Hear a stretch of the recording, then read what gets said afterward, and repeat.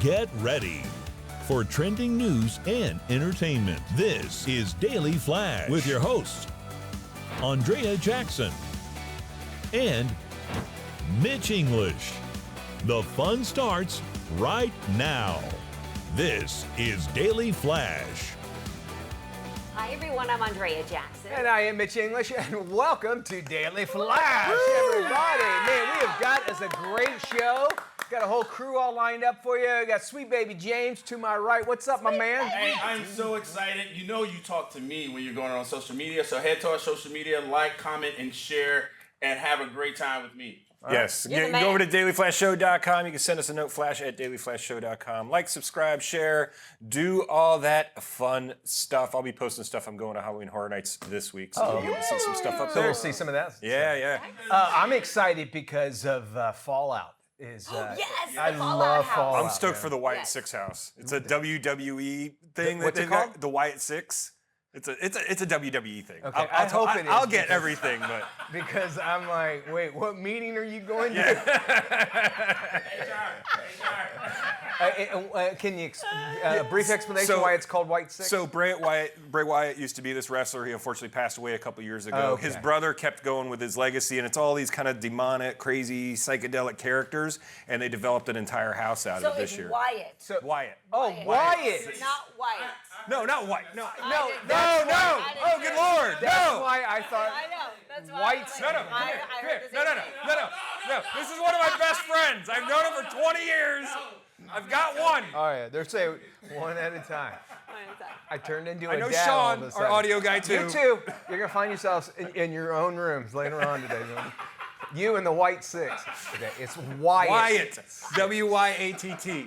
Okay. Very good. Bloody Because Has our Nora. closed caption lady been informed that it's Wyatt? Wyatt. W-Y-A-T-T. W-Y-A-T-T. Yeah, I'm looking. W-Y-A-T-T, yeah, okay. I could see why that would be scary.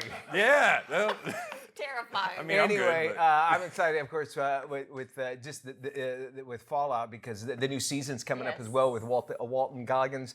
Coggins, I can't even get that name right. Is he a white guy? Do we know if he is at one? he's Last time I definitely. checked, he's white. Yes. Anyway, I'm looking forward to that. Okay, we need our two gentlemen here who are Uber drivers to join into this conversation because this is getting a lot of attention right now. Uber is now telling drivers in certain markets, very large cities, and this is expanding nationwide, that they must start allowing their passengers to pay with cash. They're calling these passengers unbanked. And they're saying, well, what? they've got to have a way to pay for it if Oh. they don't have a credit card. But I'm thinking, if you sign up for Uber, don't you have to automatically add a credit card? And most everybody who books an Uber has a phone. That's the so point. how do you not have? And before you guys answer, Yes. I know that there's like you can make donations to Red Cross just by texting people. So yes. why can't Uber do that same thing? I don't know those answers. I know that there is a money symbol that denotes drivers who will accept cash. But you know, there's so many questions. Number one on the list is safety. Number two is how do drivers make change? And number three is how does Uber get its cut? So Matt and James You guys have are both Uber done that, right? drivers. You've done it so before. chime in and Yeah. let us know what you think. I only do the food service just because I don't want people in my car. That's my thing. But I definitely don't want the cash. I don't want it. I purposely have nothing of value in my car when I go out and do it because there's been incidences, even delivering food and stuff, where it's gotten a little sketchy. Yeah. I don't have anything of value in my car when I do it. So Do you I feel like a target though now that you know Uber drivers? if they think that we have it, yes, there's definitely an opportunity for that. So there's supposedly a level of security here where it helps the Uber drivers, right? So in order to be able to give the Uber driver cash, you must be verified by the platform. Okay. So that's supposed to help identify who's paying with cash and who isn't. You have the opportunity as a driver to opt in, to opt out, right? So I personally opted out. I didn't think that would be safe for me. Right. Driving in certain areas of Orlando, and letting people know that I have money on me to make change. This puts me in a bad situation. So I decided not to do it. But yeah, that program is very interesting. A lot of conversation amongst drivers about that program. And I'm interested to see the numbers. All right, here's the issue I have with it. I can go to any CVS or Walgreens, and there is a wall of gift cards that are up there. Why can't Uber come up with a gift card situation that is like this? You go, and it's like, all right, I don't have cash. Here's the cash to go, and I buy $100 or $50 or $10 or whatever on this card, and then use that card to be able to do it. It seems like there's got to be. Otherwise, isn't this just called a taxi?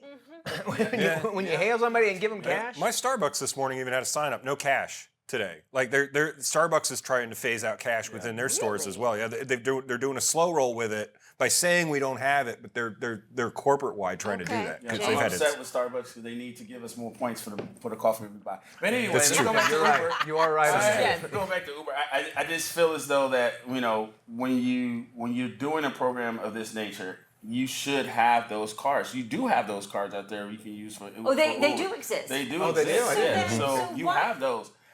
Because they, Why would I they want felt to deal with when, cash? like you mentioned it, the unbanked. They felt those who did not have access to financial services would benefit from this, and people feel better giving you cash, like in tips. They'll give you cash tips instead of putting it through the app itself. I because- get that, but advertising that a driver accepts cash to me man. seems like a target on anyone's back that drives an Absolutely, Uber 100%. or a Lyft or any sort of rideshare, including taxis. I mean, obviously that's been a whole issue in and of itself. But and I know that there's tip jars in cars as well, Yeah, Uber yeah, cars. so, yeah, And how does that work? Yeah, well, you put your little tip jar in the back. You give a few water, some candy, special peppermints on late Saturday night. You may have a little something extra.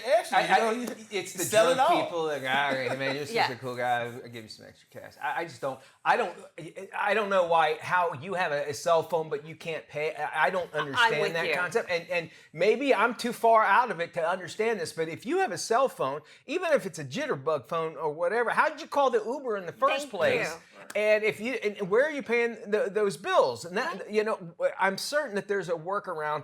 All I know is if I was an Uber driver, I'd want to stay so far away from cash because let me tell you somebody will steal and will cut you in the back of your neck for $5 and the same thing as $50. They don't know how many, they don't care. They don't care. Because they walked in, they're $5 richer, no matter what. Method, keep it simple and stupid. Keep it simple, stupid. Yeah. Which makes a lot of sense. And I got to tell you, I would be just worried if I had a kid that was an Uber driver and they said, now it's a cash deal. I would not want them to do that. Isn't there public transportation for folks who might be unbanked? Oh, that's a good I idea. mean, they're why are you taking Why an would the- Uber if you can't afford to pay for it? Or I get that certain people are all about cash. That's the only way they like to pay for things. But the other thing that I found fascinating in this article is that they said if you have cash and the driver doesn't have change, they'll dock that from the driver's pay.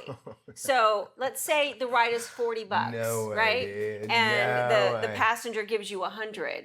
You don't have change for $100. So the $60 the driver keeps, but Uber comes back and says, "We'll need that $60 back." The best way you need to do this, if you're at an airport, just get in a car with a celebrity like Hugo, our Yes. executive Yeah. producer, and apparently they'll pay for it, which is a whole other story. You can contact him on his social media. I think, in all seriousness, I don't understand any of this at Yes. all. All I know now is talking about even bringing up the fact that they might have cash just has given every Uber driver as a target. And I know you can't speak for the company and everything, but I mean, do you feel a little bit more like, man, maybe now I am a target, even if you don't take cash? It's always out there. I feel like it is. Sometimes, depending on where you're delivering or whatever, or even picking up, you feel like, oh, I got to be careful in this area or lock my car even when I'm dropping off the food because you just see all those horror stories out there all over the country. It's not just even in the major cities. It is in all the parts of the country. People are just trying to target those drivers because they know they have stuff. It's an Uber problem that we need to fix. It is an We want to Uber know what you problem. think. Did you have anything else, Jamie?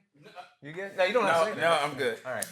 So here's where it comes in. This is where we love hearing from you. Yeah. We've been getting some great emails. We need you to go by our website. It's dailyflashshow.com. Go there anytime you like, and it's easy to contact us. Don't forget to tip your drivers. I think what James wanted to mention there. Always tip your driver. Always tip your 100%. driver. Yeah. Always. Yeah, but I feel for these rideshare drivers because to me that seems like it doesn't matter whether the driver is willing to accept cash payments or not. It puts a target on every single driver's back that's out there, trying to make a living, and these drivers work 24/7. I don't want to talk to my driver anyway. I just want to sit back there. Isn't there an option on your Uber to say no convo? Unless you're in Vegas and they give you a signed picture of David Copperfield. Copperfield. That was awesome. Literally a gun in the back. And find a gun in the back seat. We found a gun in the back seat of an Uber car before. And yes, there is an option. You can go, no, you don't have to talk to anybody. You can have the car silent, no music, no anything. I love that idea. All right. We're going to go silent for just a little bit. But don't worry. We got great stuff on the back end of this. We got today's trends, tomorrow's talk right here on Daily Do we have a Flash. tip jar on the website? No.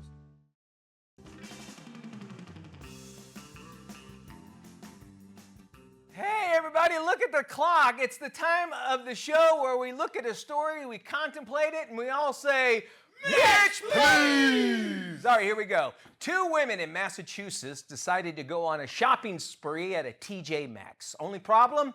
Well, they skipped out on the cash register. They loaded up over $2 grand worth of clothes and then took off in a black Ford Edge with Connecticut plates. But their big escape ended across the street at the Wendy's drive-thru.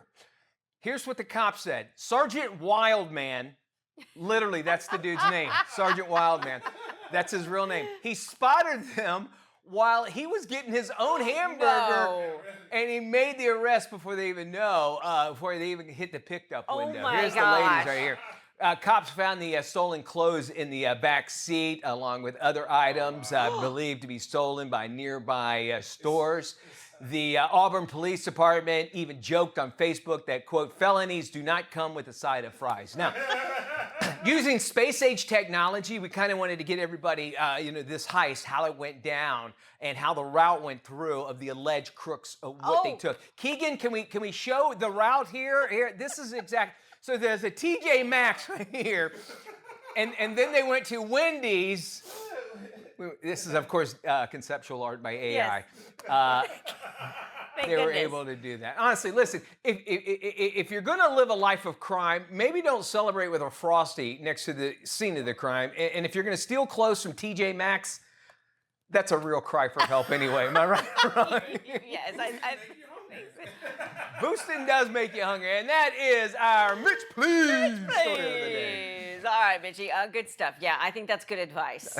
Try and not, what do they say? Well, I won't say If you can't do the time, don't do the crime. Don't do the crime. There we go. A Chinese tech firm is racing to deliver what could be the world's first pregnancy robot. Now, the idea involves a humanoid designed with an artificial womb embedded in its abdomen. It's intended to carry a baby full term. The robot surrogate will debut next year and is expected to sell for around $14,000. And this would be a real baby? This would be a real baby. This is not a robot baby. No, this is a robot that will carry your baby. You know who I blame for this? Teddy Ruxpin. Here's why. Do you remember Teddy Ruxpin? Yeah, the bear. We start out. The bear with the crazy eyes. Let's be a parent. Let's be a parent. Well, you know what? Mom and Dad now are yuppies. Hey, here's a bear. Sit it down. Start talking to the bear, and he'll do it. Now they say that there is so much. When I was pregnant, I got connected with my child so much. No, but for a mom, in seriousness, there is a connection that happens between a parent, a mother, and a baby. Yeah. Something's going to be missing here, and soulless children are going to be born that are not going to tip on Ubers, and so keep that in mind. They'll be part of a gang known as the Wyatt. The Wyatt Six, Wired Six. Wired Six. I know right now it's just like when the internet first started. People are like, well, they knew nothing about it. I don't see this ever to come in fruition. Could they do it? Yes. It's like Jurassic Park. But should they? No. And then why? Why would we want a robot to have a baby? Tell me where the good is in on this. Well, I think if you talk to, let's say, a parent who hires a surrogate, and there's some sort of controversy with the surrogate either decides to keep the baby or there's something goes wrong. If you've got a robot, and I'm just spitballing here, if you've got a robot that is your surrogate, then there's no argument there. I can understand that. And then there's no ownership, and then of course you can monitor the robot if they're carrying the baby for you because you're not worried that your surrogate is out there partying up a storm. It's same like polygamy. Sounds like. I'm just Sure, if you want to put it that way. But okay, and I know what you're saying. Yeah. This is on paper. This is what is the on thought paper, is. yeah. But I am telling you, kids, a baby that's coming out of a robot, if it's We not got having problems. psychological issues, I don't care what you say. And I'm pretty sure there are robots in Congress right now that were from robot babies. That would have But been. you don't have to pay child support to a robot. Okay, in well, Bitcoin. you do have to pay $14,000 up front, though, James. So there is an investment. 14 grand's not that much. I know, yeah, and I don't know what it costs to hire a surrogate, but I imagine it's about that kind of money. I am worried that this has already been happening for God only knows how long. That meaning That's frightening to me. Because we're talking about it now, more than likely It's been probably going on for the last I 10 years. agree with you. And James just brought up a test tube baby. So what's the difference between Louise a robot, Louise Brown. That's her a name. robot carrying a baby, and a baby being thrown in a test tube? It's a good point. Because you're missing that maternal connection. I'm positive there is going to be an issue with that. You have to connect with that child some way. 100%. And if I a child, agree. it's going to grow up, it's going to have robotic. And if that's the world we want to live in, which goes in line with the AI mentality, if you think about it, having no emotion and taking emotion out of it. Man, this is science fiction stuff that I don't even think L. Ron Hubbard would want to touch. This is so weird stuff. But if you pay a certain amount of money for Scientology, he'll explain it to you. That's true. Yeah. All these babies, with In his third-level thetas coming out. In his spaceship. His spaceship coming out. Before we get in more trouble, and before robot babies call us into HR, we're coming back. We're going to have more of today's trends, tomorrow's talks, and please, for the love of Ray J, we hope no robot babies. Where's my sandwich? Him. What? Who are you? I'm him! Who are you? I'm him! Mata! Let's play a little catch. We going to the land! You want to play at your highest level? You want to be a legend? Because let me tell you something. This ain't a game.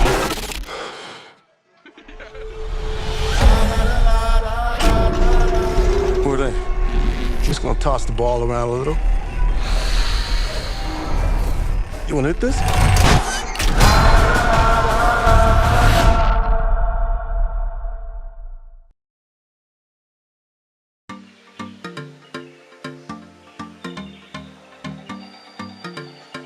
Welcome back, everybody. I'm Andrea Jackson. In this week's Boss Lady, do you drive a car? Maybe you handwrite your to-do list. Maybe you drink coffee as part of your morning routine.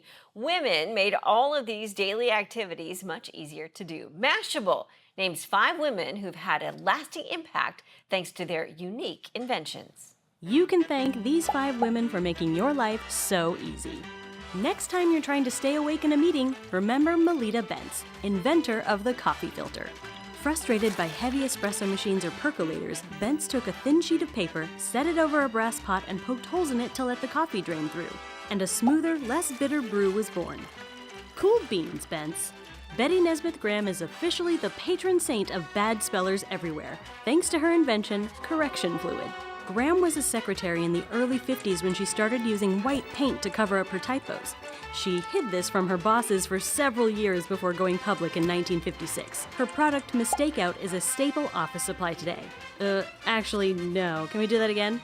Today it's called liquid paper. Oh, and her son is Mike Nesmith from the Monkees. You can thank her for that, too. Joyner was the first African-American woman to graduate from America's first beauty academy. She experimented with paper rods that were commonly used for cooking pot roasts. She figured these same methods would also work for curling or straightening hair. And they actually did. When you need hair inspiration, don't look at Pinterest, look at your kitchen. Ice road truckers, storm chasers, and the movie Twister owe a huge debt to Mary Anderson, inventor of the windshield wiper. In 1902, Anderson saw a New York City driver having trouble keeping his windshield clear of snow. Instead of pushing him into a ditch like other New Yorkers, she decided to create an automatic windshield wiper blade. Cadillac adopted the use of the windshield wipers in 1922, a full 2 years after her patent expired. Anderson never made any money off of her invention, so ironically, she could never make it rain. Mary Beatrice Kenner is the reason why your bathroom doesn't look like a horror movie. Kenner invented both a sanitary belt in 1956 and a bathroom tissue holder in 1982. The sanitary belt gave women a better alternative for handling their periods, even if it wasn't as comfortable as our modern Kotex with wings. And as for the bathroom tissue holder, it just goes to show that it took a man to invent a toilet paper roll, but it took a woman to actually put it somewhere other than the floor. Now if we could only agree on that whole overhand-underhand thing. So next time you're driving a car, fixing a typo, or, sitting on the john while drinking your morning joe, just remember the women who made your life so easy. And, call your mom too. If you know a boss lady, we want to share their story. Let us know about her and we might share her amazing story with our viewers. Send us an email or check out our Boss Lady page on our website, dailyflashshow.com. Well, speaking of inventions, if putting away the groceries after a long day of work gives you the blues, I've got a couple of robots that could make your chore list a thing of the past. Take a look. We've seen robots run, jump, and even dance their way into the future. But what about robots that could do your chores with a simple voice command? Robotics company Figure just released Helix, a new proprietary AI system that allows its robots to complete complex tasks from verbal commands. No pre-programming, no training, just action. Many humanoid robots today need to be trained through demonstrations in order to perform certain tasks like picking up certain objects or programmed with exact instructions. Helix, on the other hand, is designed to learn and adapt in real time, making robots more practical for everyday use. The model can also operate simultaneously on two robots, allowing them to work together on tasks involving new objects they've never seen before. In Figure's latest demo video, two robots are asked to put away a bag of groceries without specific instructions on how or where to store the items. From that single instruction, the robots are able to scan the kitchen, take the items out, and put them into the fridge, all while working together throughout the process, handing items off to one another. So, how do they pull this off? Helix is a VLA model, which stands for Vision, Action, Language. The robots visualize the environment around them, interpret language commands, and then act on them. Figure describes it as a first-of-its-kind System 1, System 2 VLA model, which basically means Helix uses two different systems to control the robot's upper body. According to Figure, previous systems could either handle many tasks slowly or perform a specific task quickly. Helix combines both approaches in order for the robots to be faster and more adaptable. Helix is still in its early stages, but Figure is moving fast, planning to begin home alpha testing in 2025, 2 years ahead of schedule. And while robot roommates aren't here just yet, Figure also announced a new real-world application for its robots, handling and sorting packages. The announcement comes with an update to the VLA model, which includes better depth perception for more accurate movements, improved vision processing to recognize both small details and the overall scene, making objects easier to handle, and self-calibration, so robots can adjust themselves automatically, improving reliability and consistency. This could be a big step towards making robots more useful in factory and warehouse settings, and is a reminder that while we're still living through the early days of humanoid robotics, progress is happening fast. Stay with us. There's much more of today's trends, tomorrow's talk, still to come right here on Daily Flash.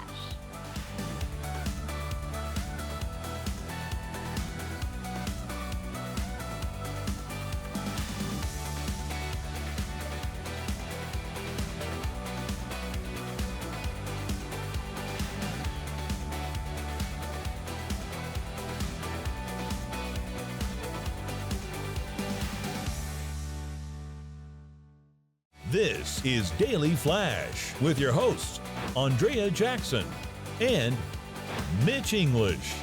Trending news and entertainment. This is Daily Flash.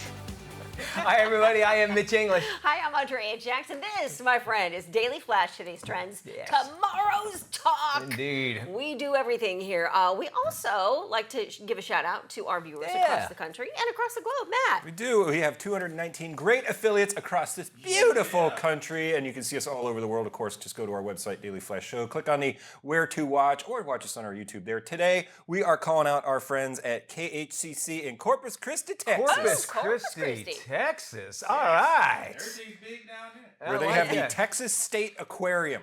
I am always down to visit a good aquarium. All right. And by the way, I found out the other. We're Fort Myers Beach. We just picked up two Oh, nice. substations down there too. But I'll tell you about that. Oh, get your sunscreen on. Why not? I think I'll do that. We were talking earlier at the top of the show. I don't know if you caught that, but about tipping, about the Uber, and how important it is them carrying cash. But there's actually now science out on how you can get a bigger tip. The science of getting a bigger tip. A bigger tip. It comes from basically, these are scientifically proven ways, according to the website.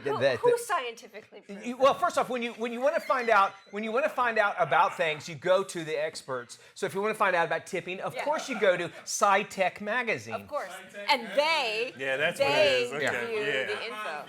But not Mom's Venus. Well, some of these tell me. All right, so it's mainly for like waiters and waitresses. But Okay. I want to see if it works at those places that you're talking about. and keep in mind, it's not always about the food or what you're actually, or the product that you're given. It's actually how you connect with the customer. So if you are like complaining about getting tips and you're not getting enough, here's some things you need to do. First off, introduce yourself. Okay. I cannot tell you how many times when I sit down, I go, "What's your name?" It's Andrea. And then every time I say, "Hey, Andrea," I'll say your name 10 times.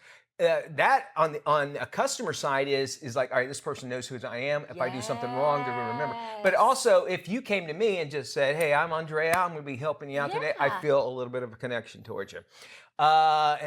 Use positive body language, which is, you don't want to put your, don't, keep in mind what your body language is saying. Stop the eye rolling, the sneers, And those sort are like, oh gosh, the kids, always try to stay positive. Next thing is repeat the order back to the customer. Now, I know that there are waiters and waitresses, there's 50 people at a table and they can get every single one, but it still bothers me. I'm like, I'm waiting. I go, well, there's no way. She didn't write this down. My meal is going to get screwed up. Yeah. And usually they're right. I don't know how they do it, but they get it right. At the fancier restaurants, they do. At the high-end ones, but at the Waffle House, not so much. Can I just tell you that I am always impressed by that every time I go to Chick-fil-A? Because the person, granted they have a screen in front of them, but I love that they're double checking, okay, just want to make sure this is your order, and that makes me feel comfortable and secure, and I'm happy about it. And they're the kings or queens or My everyone pleasure. but whether you like them or not or whatever. My pleasure is that. But also, what I notice now, the first thing they do, they ask your name. Hey, what's your name? And I understand why, because then when I go there, they go, "Are you Mitch?" Yeah. And they'll get the right order. Give compliments. That's easy. Hey, I like that blouse that you're wearing there. Be entertaining. Try to make your job like you're excited to be there. I've said this I don't know how many times. Is if you just show excitement, people are like, "Why is this person excited?" I don't get it. It's catchy. It's catchy, and they trust you more because you're excited about it. You're not trying to hoodwink them out of anything. On your tab, write "thank you" or a little note, a smiley face, a little heart, anything like that. Then, of course, as mentioned, call the customers out by name. Like, so if I ask you your name, what's yours? Mitch, yada, yada. And then also give a small token of appreciation. If you delivered, you were saying, grabbing some mints or whatever. Say, hey, I picked up a couple of these mints. Thought maybe you might like. I at least put a thank you in the thing when I drop it off and take the picture. I put thank you. That's all you need to do. And I will say lately, Starbucks, since they've kind of started a new approach, they write you a nice note on your cup. I know it sounds silly, but I like it. And it's handwritten. It's handwritten. I love that. What does yours say? Enjoy. It says enjoy. Look how beautiful that is. Are we sure that says enjoy? I don't know, something scribbled. It says Wyatt Enzo. 6. I'll see you at the meeting tonight. It was 5 a.m, so I'll give them that credit. And it is hard to write on that kind of plastic. But I do appreciate what they're doing, at least for that. And hey, any other tips, let us know, because we want to make sure that we take care of your waiters and waitresses and the wait staff. Thank you. Thank you. Welcome back to Daily Flash. I'm Andrea Jackson along with Mitch English. Dulce de leche. Yeah? It's an important ingredient in Latin American pastries and sweets. However, here's one woman who's offering a tutorial on how to make it, but she's struggling with how to actually pronounce it.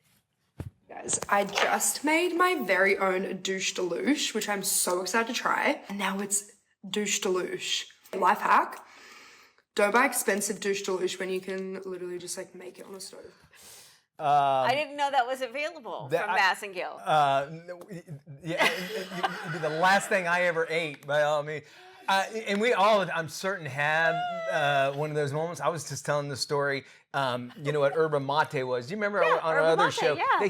This company sent me cases and cases, and I was like, oh my gosh, this yerba mate is so great. And they finally ran there and go, it's pronounced yerba mate. And I felt like the biggest idiot. But here's the thing. she could have stopped and redid it. You know She what I'm saying? Or looked it Did up. she do it on purpose? Well, we're talking about it. Yes.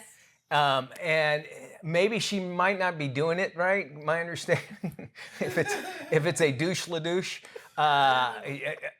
that's just embarrassing. Could you respect anybody after? I mean, we all mess up on words, but if you are a food, I guess she's a food critic or whatever. I don't know what she is, other than influencer, or maybe she's just a girl that mispronounced it. I don't know. I don't know. I don't want to eat it. You know, the one that always trips me up is acai. Yes. Because it's that weird C with and the- I always look at it and I think it's acai, but it's acai, right? Yes, no, you're right, but it also has that crazy C in it. Yes. It's a C with a little hook underneath it. Yes. And then that they threw on us back in the Right. 90s, and I'm like, wait a minute, I never learned that in school at all. What's going So on? I just always think twice before I say that. And for the longest time, and I remember you corrected me on this, I could not say Chipotle. I can read right now. Think about it. Chipotle. I would call it Chipotle. Because it looked like Chipotle. Chipotle. But I would mess it up. Oh, yeah. Anyway, all right. Did you order a quesadilla while you were there? I'll have a quesadilla, please. Fajitas. Oh, Fajitas. Give me a fajitas with this douche la douche. What? You get out of here now. I'm glad you said that, not me. Okay. All right. Speaking of just food that in general, there is a Michelin-starred chef. She's basically making a burger that really is made only for that you would actually serve to a cat. Her name's Alice Osen. She's a chef, and she's created a cat food burger. Oh That's what she does. She takes cat food mix, shapes it into a patty, then coats it with breadcrumbs. Okay. Then topped with ricotta. She looks like the douche Douche la douche, and that looks like, all right, move away from it. It tops with ricotta, Parmesan cheese, lemon spread, and a smoky bacon jam. She serves it on an Italian bun with lettuce, sun-dried tomatoes, cucumber, and then a drizzle of spicy honey, which to me, okay, this is not for a cat. When you add spicy stuff like that, that's not good for cats at all. To eat cat food? And back in the Cat 80s, food burger? a cat food, and yeah. First off, the food that goes into cat food is like, okay, when they get rid of the stuff that's nasty, that's what they take, and then they put that in, and then when that's no good anymore, that's the cat food. And then what they do is they sweep up the floor and they add that to the mix. And then they throw some cats around, and the cat likes. There's no way in God's green.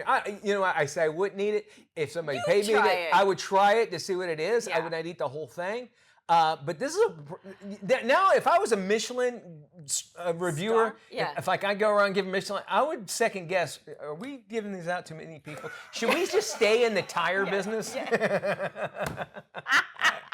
Right? Yeah, maybe these are becoming too common. I think so too. When somebody can make a cat food burger, and get a Michelin star for it, or be a Michelin star chef and try and use cat food to sell people on dollars to donut, people are ordering it just to try it Just too. to try it, Are they of course. finishing it? I doubt it. I doubt it. Boy. Grossest thing you've ever eaten that is on a menu.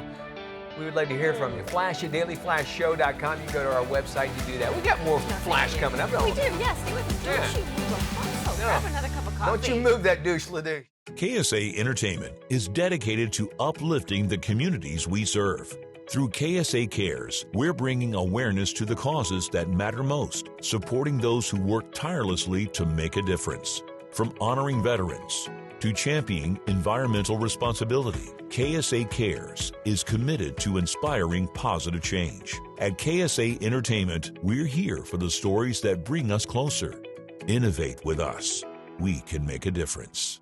Well, listen up, Disney fans. One cellular carrier is giving you the ultimate Disney experience. Take a look. Ready to trade the everyday for a little bit of island time? Your local Verizon store is bringing the spirit of Hawaii to you with an immersive new Lilo and Stitch experience. Come on in and step into a world of adventure and fun. Stream the timeless tale of Disney's 2025 Lilo and Stitch, now on Disney+. And now Verizon makes it easier than ever to bring the experience home. With select My Plan and home internet plans, you can get the Disney+, Hulu, and ESPN Plus with ads perk for just $10 a month. That's a $6.99 a month savings. But the fun doesn't stop there. While at the store, you can take a photo with the life-size Stitch standee. Grab a fun AR video with Stitch himself, just scan the QR code, capture the video, and download to share on social media. Ready to get a taste of the island life? The Lilo and Stitch experience is waiting for you. Head to your local Verizon store today. Oh, good stuff there. You know, more people are looking to boost their protein in their everyday meals, and plant-based choices are actually becoming a big part of the mix. Check this out. Protein plays a key role in maintaining overall health and is an essential nutrient for post-workout recovery and muscle repair. Registered dietitian Roxana Esani has more. High-protein diets aren't just for athletes. Protein supports your immune system and helps you feel fuller for longer. Plant-based options offer a range of nutrients to support a healthy diet. PB2 Performance is a plant-based protein made from real peanuts or almonds with no added sugar or artificial ingredients. Each serving delivers 20 grams of protein and can be blended, baked, or mixed into a variety of recipes. One of my favorites is the PB2 Performance Peanut Protein with Dutch Cocoa. I blend it with dairy milk for even more protein, frozen banana and ice for a rich chocolate peanut butter flavor. PB2 Performance is available in cocoa and peanut, vanilla peanut, and vanilla almond. To learn more and find recipes, visit pb2foods.com. That's pb2foods.com. The internet is stumped by a woman's transparent phone, and her explanation for using it is even more bizarre. Take a listen. This is a methaphone. It is exactly what it looks like. A clear piece of acrylic shaped like an iPhone. But why does it exist? My friend is actually the inventor and creator of these, and he told me that what he wanted to test was if we're all so addicted to our phones, then could you potentially curb somebody's addiction by replacing the feeling of having a phone in your pocket with something that feels exactly the same? Yeah, so the woman's video has received more than 50 million views so far, believe it or not. She says the device she's holding does exist, but not for the reason many would assume. It's meant to help people curb their smartphone addictions by replacing the feeling of having a phone in your pocket. She admits it hasn't really changed her smartphone habits yet, but it has made her think about how often she reaches for it and why she needs it close by during every waking moment of the day. The methaphone, kind of like methadone. Like a methadone. Actually, that's really creative to call it that. I think of cigarette replacements. They came out with it's just because a lot of times folks that smoke, they want to have something in their hand, and even I have to have when I'm up here, I have to have something in my hands all the time, like writing or whatever. I could see this actually kind of being a thing, however, not curing you of anything. And it's just like, well, this is just annoying because you need to move away from having to having to have your phone nearby all the time. Yeah. I can't see how this is going to make a situation better. Well, I guess from her perspective, it's as if you've got a placeholder, which is making you realize how often you're constantly reaching for your phone. That makes sense. Whether you're waiting in line, whether you're at a stoplight, we all do it, right? So why do you have to do it? And there are those days where you've probably experienced it. You leave your phone behind and you feel like, oh my gosh, how do I operate? How do I exist? And so I think it's a great topic to explore because we are so dependent on these things, and it prevents us from engaging with other people when we're standing in line. You're completely. We're looking at our phone. We're not talking to one another. If I don't want to talk to you. Yeah, exactly. Really, and people, celebrities do it all the time when they're walking through the airport. They're on the. Right. Yeah. Exactly. Yeah, and you don't even have to say anything. You can say, you can do the independent, Constitution. Yes, and I wouldn't know. I just know I don't want to interrupt you. Exactly. Okay, saying that makes complete sense. But here's the thing. We've now got, if you can't have this, I have my watch. That is Do you know what I'm saying? And yes. I'm constantly tethered to it. So I get it, and I can appreciate her video, first off. And then third, I want a glass phone. That's really a glass phone. Wouldn't that be cool? Apple did not impress me with their new, thinner one. I'm disappointed. Yeah, it's called the iPhone Air. It's much thinner. Cameras work and that sort of thing. I think we're waiting for. Remember when the Apple phone came out? It was always like a big deal. I know, not for you, James. You're Android now, but but it was always like a big deal. Now it's like, who cares? Right. It's like, okay, same phone, but maybe a little better camera. Maybe that seems to be the only upgrade. And I every would time. not want a thinner camera. The way, speaking of putting it in your pocket, and remember, I think they were having that issue when they made it thinner. If you remember, the first ones were pretty thick. And weren't they bending? Yeah, people bending because they were putting them in their pockets, Yes. setting them down, and tight jeans were big back in 2007. With the skinny legs, the skinny jeans. I'm still wearing. I do like the idea of the foldable phone. Do you like yours? Do you like your foldable? James has one. That's what I have one. Shout out to Andrea. Samsung. With that being said, so you have one. Let me get over here. I'm sorry. Let me make sure I'm loud enough. So you have one. I'm on an Apple box. so no. No, it's an Android box actually. It's Android now. So I do have one. I would not give anyone a chance. I would say no. Don't buy. It's not worth the hype. It's because the inside, when it starts eventually folding over time, it goes black and you can't use it anymore. So I'm on So my then there's a phone. line.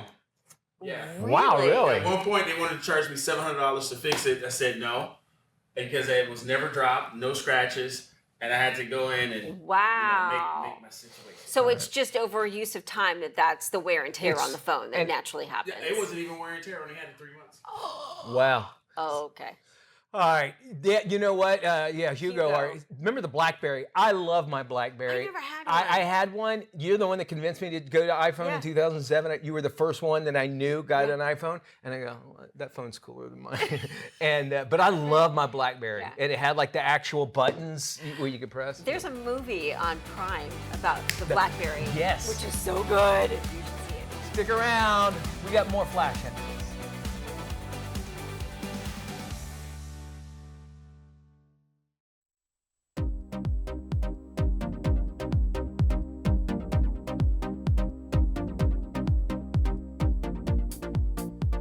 Hey, welcome back to Daily Flash. This is where we take a look at the lifestyles of the rich and famous. Then we dive into some celebrity real estate. Yes, and we're going to start with Brad Pitt, who has purchased a Spanish-style estate in Los Angeles for about $12 million. The Oscar-winning actor acquired the residence from Dave Kooning, the guitarist for the rock band The Killers. Oh, cool. Pitt's decision to buy the property came shortly after his nearby mid-century home was robbed by a gang of thieves. The roughly 8,300 square foot house sits behind gates with many layers of protection. Originally built around 1989, the home features arched hallways, wood-beam ceilings, floor-to-ceiling glass with custom design elements such as a tin ceiling tile with a sunflower motif and a uniquely designed office space. Good for him. Well, speaking of Brad Pitt, or at least his ex-wife, Angelina Jolie, prepping to sell the estate of famed filmmaker Cecil B. DeMille.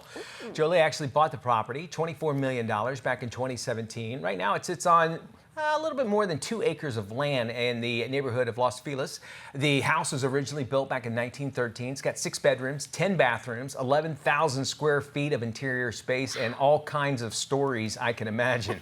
The estate also has 4 fireplaces, a wine cellar, tea house, views of that Griffith Observatory, formal gardens, and a pool along with fountains. And one of your favorites, actress Emma Stone. Love her. She's managed to find a buyer for her newly renovated Austin, Texas mansion just 3 months after she listed it for $23 million. The La La Land star and her husband bought the landmark dwelling in 2021. The listing was shared with an asking price of $23 million. Property includes a 5-bedroom main house and a 2-bedroom guest house, as well as several very large living spaces. The layout includes a screened porch, a solarium, an outdoor kitchen, an office, a dining room, and a huge kitchen featuring a breakfast bar. And you know, I was thinking about the Cecil B. DeMille's home that Angelina Jolie is selling, $24 million. And if you think about that and where it's at and what the views are, to me, you know, numbers, I don't have $24 million, but that seems like actually a good deal. A good deal. I mean, no one, it used to be Cecil B. DeMille's house. It would be a historic landmark, right? It seems like it should be, because all kinds of stuff happened. You know that in that place, right? But who has $24 million? No, that's true. And maybe that's why Brad's only selling or buying his for 12, because that's half of 24. Either way, we hope that you enjoy your home and you invite us back in tomorrow to your home. For more information on any of today's stories, head to our website, dailyflashshow.com. We've got it all right there for you. Absolutely. Y'all take care. We'll see you when we look at you. Bye-bye.